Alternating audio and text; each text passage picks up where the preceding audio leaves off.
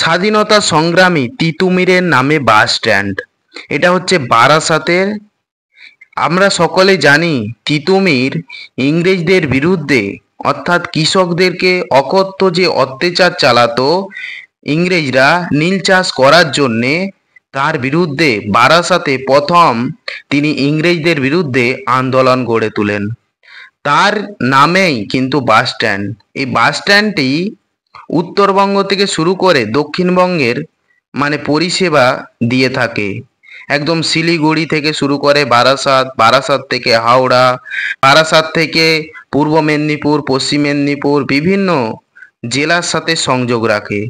যেটা বলছিলাম যে তিতুমির একজন হচ্ছে বিদ্রোহী ছিলেন, স্বাধীনতা সংগ্রামী ছিলেন, সমাজ সংস্কারক ছিলেন। তিতুমির প্রকৃত নাম ছিল সৈয়দ মীর নিসার আলী। তার নামেই বাস স্ট্যান্ড। তিনি হচ্ছেন পাণ্ডিত্য ব্যক্তি ছিলেন। মাত্র 18 বছর বয়সে আরবি ভাষায় হাফেজ হন এবং ফার্সি, বাংলা ভাষা বিভিন্ন ভাষায় তিনি পারদর্শী ছিলেন।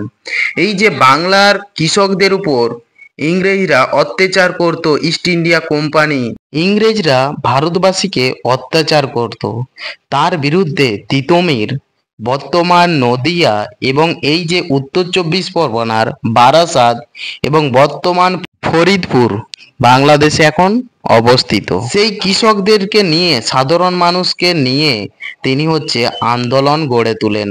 শুধুমাত্র ভারতের স্বাধীনতার উদ্দেশ্যে তিনি হচ্ছে আন্দোলন গড়ে তোলেন।